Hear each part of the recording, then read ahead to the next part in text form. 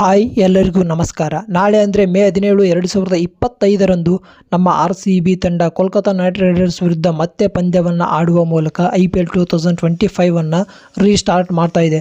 ಈ ಒಂದು ಪಂದ್ಯಕ್ಕೆ ನಮ್ಮ RCB ತಂಡದ ಬಲಿಷ್ಠ ಪ್ಲೇಯಿಂಗ್ 11 ಯಾವ ರೀತಿಯಾಗಿರುತ್ತೆ, ಏನೆಲ್ಲ ಬದಲಾವಣೆಗಳು ಆಗುತ್ತೆ ಎನ್ನುವಂಥ ಸಂಪೂರ್ಣ ವಿವರಣೆಯನ್ನು ಈ ಒಂದು ವಿಡಿಯೋದಲ್ಲಿ ತಿಳ್ಕೊಂಬರೋಣ. ಅದಕ್ಕಿಂತ ಮುಂಚೆ ನೀವಿನ್ನೂ ನಮ್ಮ ಚಾನಲ್ಗೆ ಸಬ್ಸ್ಕ್ರೈಬ್ ಮಾಡ್ಕೊಂಡಿಲ್ಲ ಅಂದರೆ ಕೂಡಲೇ ಸಬ್ಸ್ಕ್ರೈಬ್ ಮಾಡ್ಕೊಳ್ಳಿ. RCB ತಂಡದ ಅಪ್ಪಟ ಅಭಿಮಾನಿಗಳಾಗಿ ಈ ಒಂದು ವಿಡಿಯೋನ ನೋಡ್ತಾ ಇದ್ದರೆ RCB ಎಂದು ತಪ್ಪದೆ ಕಮೆಂಟ್ ಬಾಕ್ಸ್ನಲ್ಲಿ ಕಮೆಂಟ್ ಮಾಡಿ. ಈ ಒಂದು ಪಂದ್ಯಕ್ಕೂ ಮುಂಚೆನೇ ನಮ್ಮ RCB ತಂಡದ ಕೆಲವು ಪ್ಲೇಯರ್ಸ್ಗಳು ಇಂಜುರಿಗೆ ತುತ್ತಾಗಿರೋದ್ರಿಂದ ಕೋಲ್ಕತಾ ನೈಟ್ ರೈಡರ್ಸ್ ವಿರುದ್ಧದ ಈ ಒಂದು ಪಂದ್ಯಕ್ಕೆ ನಮ್ಮ RCB ತಂಡದ ಬಲಿಷ್ಠ ಪ್ಲೇಯಿಂಗ್ 11ನಲ್ಲಿ ದೊಡ್ಡ ಬದಲಾವಣೆಗಳನ್ನು ನಾವು ಕಾಣ್ಬೋದು.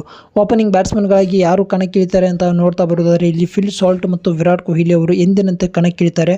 ಜಾಕೋಬ್ ಬೆಥೆಲ್ ಅವರನ್ನು ಈ ಒಂದು ಪಂದ್ಯದಿಂದ ಹೊರಗಿಡಲಾಗುತ್ತೆ ಅಂತಾನೆ ಹೇಳ್ಬೋದು. ಯಾಕಂದ್ರೆ ಜಾಕೋಬ್ ಬೆಥೆಲ್ ಅವರು ನಮ್ಮ RCB ತಂಡಕ್ಕೆ ಫೈನಲ್ ಪಂದ್ಯದವರೆಗೂ ಕೂಡ ಆಡ್ತಾರ ಅಥವಾ ಇಲ್ವಾ ಅನ್ನೋದು ಒಂದು ಕ್ವಶನ್ ಆಗಿದೆ. ಯಾಕಂದರೆ ಇವರು WTC ಪಂದ್ಯಗಳಿಗೆ ಇಂಗ್ಲೆಂಡ್ ತಂಡದ ಪರವಾಗಿ ಆಯ್ಕೆಯಾಗಿದ್ದಾರೆ. ಫಿಲ್ ಸಾಲ್ಟ್ ಅವರು ಆಯ್ಕೆಯಾಗಿಲ್ಲ. ಇವರು ನಮ್ಮ RCB ತಂಡಕ್ಕೆ 100% ಫೈನಲ್ ಪಂದ್ಯದವರೆಗೂ ಕೂಡ ಅವೈಲೇಬಲ್ ಇದ್ದಾರೆ. ಇದರಿಂದಾಗಿ ಫಿಲ್ ಸಾಲ್ಟ್ ಅವರನ್ನು ಈ ಒಂದು ಪಂದ್ಯದಲ್ಲಿ ನಾವು ನೋಡ್ಬೋದು ಅಂತಲೇ ಹೇಳ್ಬೋದು. ನಂಬರ್ 3ನಲ್ಲೂ ಕೂಡ ಇಲ್ಲಿ ಬದಲಾವಣೆಯನ್ನು ನಮ್ಮ RCB ತಂಡ ಮಾಡುತ್ತೆ. ಯಾಕಂದರೆ ಪಡಿಕಲ್ ಅವರು ಇಲ್ಲ, ಅವರ ಒಂದು ಜಾಗದಲ್ಲಿ ಸ್ವಸ್ತಿಕ್ ಚಿಕಾರ ಅವರು ಈ ಒಂದು ಪಂದ್ಯಕ್ಕೆ ಕಣಕ್ಕಿಳಿಯುವಂಥ ಸಾಧ್ಯತೆ ಇದೆ ಅಂತಲೇ ಹೇಳ್ಬೋದು. ಇನ್ನು 4ನೇ ಕ್ರಮಾಂಕದಲ್ಲೂ ಕೂಡ ನಮ್ಮ RCB ತಂಡ ಬದಲಾವಣೆಯನ್ನು ಮಾಡ್ಬೋದು. ಯಾಕಂದರೆ ನಮ್ಮ RCB ತಂಡದ ನಾಯಕನಾಗಿರುವಂಥ ರಜತ್ ಪಾಟಿದಾರ್ಗೆ ಫಿಂಗರ್ ಇಂಜುರಿ ಆಗಿದೆ.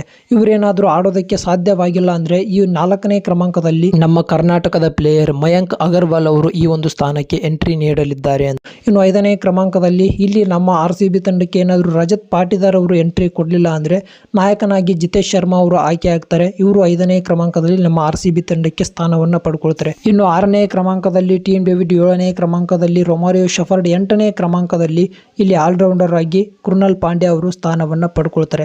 ಇನ್ನು ನಮ್ಮ RCB ತಂಡದ ಬೌಲಿಂಗ್ ಲೈನಪ್ ಯಾವ ರೀತಿಯಾಗಿರುತ್ತೆ, ದೊಡ್ಡ ಬದಲಾವಣೆಗಳನ್ನು ಏನಾದರೂ ನಾವು ಕಾಣಬಹುದು ಅಂತ ನೋಡ್ತಾ ಬರೋದಾದರೆ ಇಲ್ಲಿ 9ನೇ ಕ್ರಮಾಂಕದಲ್ಲಿ ಯಶ್ ದಯಾಳ್ ಅವರು ಸ್ಥಾನವನ್ನು ಪಡ್ಕೊಳ್ತಾರೆ. 10ನೇ ಕ್ರಮಾಂಕದಲ್ಲಿ ಭುವನೇಶ್ವರ್ ಕುಮಾರ್ ಅವರು ಸ್ಥಾನವನ್ನು ಪಡ್ಕೊಳ್ತಾರೆ. 11ನೇ ಕ್ರಮಾಂಕದಲ್ಲಿ ಇಲ್ಲಿ ಜೋಸ್ ಹೇಜಲ್ವುಡ್ ಅವರು ಬಂದೇ ಬರ್ತಾರೆ ಅಂತಲೇ ಹೇಳ್ಬೋದು. ಕೆಲವು ಮಾಹಿತಿಗಳ ಪ್ರಕಾರ ಇವರು ನಮ್ಮ RCB ತಂಡಕ್ಕೆ ಮತ್ತೆ ಬರೋದಿಲ್ಲ. ಇವರು WTC ಫೈನಲ್ ಪಂದ್ಯಗಳಿಗಾಗಿ ಅವರು ಆಸ್ಟ್ರೇಲಿಯಾ ತಂಡಕ್ಕೆ ಆಡ್ತಾರೆ ಅನ್ನುವಂಥ ಮಾಹಿತಿ ಇತ್ತು. ಆದರೆ ಇದೀಗ ಜೋಸ್ ಹೇಜಲ್ವುಡ್ ಅವರು ನಮ್ಮ RCB ತಂಡಕ್ಕೆ ಮತ್ತೆ ಎಂಟ್ರಿ ಕೊಡ್ತಾ ಇದ್ದಾರೆ ಅಂತಲೇ ಹೇಳ್ಬೋದು. ಆನ್ ದ ವೇ ಇವರು ಮತ್ತೆ ನಮ್ಮ RCB ತಂಡಕ್ಕೆ ಬರ್ತಾ ಇದ್ದಾರೆ. ಇನ್ನು ನಮ್ಮ RCB ತಂಡ ಇಂಪ್ಯಾಕ್ಟ್ ಪ್ಲೇಯರ್ ಆಗಿ ಇಲ್ಲಿ ಸುಯೇಶ್ ಶರ್ಮಾ ಅವರನ್ನು ಯೂಸ್ ಮಾಡುತ್ತೆ. ಇವರು ನಮ್ಮ RCB ತಂಡಕ್ಕೆ ಸಿಕ್ಕಿರುವಂಥ ಒಬ್ಬ ಮಿಸ್ಟ್ರಿ ಸ್ಪಿನ್ನರ್ ಅಂತಲೇ ಹೇಳ್ಬೋದು. ಸಖತ್ತಾಗಿ ಸದ್ಯಕ್ಕಂತೂ ಬೌಲಿಂಗನ್ನು ಮಾಡ್ತಾ ಇದ್ದಾರೆ. ಇವರನ್ನು ಇಂಪ್ಯಾಕ್ಟ್ ಪ್ಲೇಯರ್ ಆಗಿ ನಮ್ಮ RCB ತಂಡ ಬಳಸ್ಕೊಳ್ಳುತ್ತೆ. ಈ ಒಂದು ವಿಡಿಯೋ ಇಷ್ಟವಾಗಿದ್ದರೆ ಒಂದೇ ಒಂದು ಲೈಕ್ ಮಾಡಿ. ಹೆಚ್ಚಿನ ಅಪ್ಡೇಟ್ಸ್ಗಳಿಗಾಗಿ ತಪ್ಪದೆ ನಮ್ಮ ಚಾನಲ್ಗೆ ಸಬ್ಸ್ಕ್ರೈಬ್ ಮಾಡ್ಕೊಳ್ಳಿ. ಧನ್ಯವಾದ.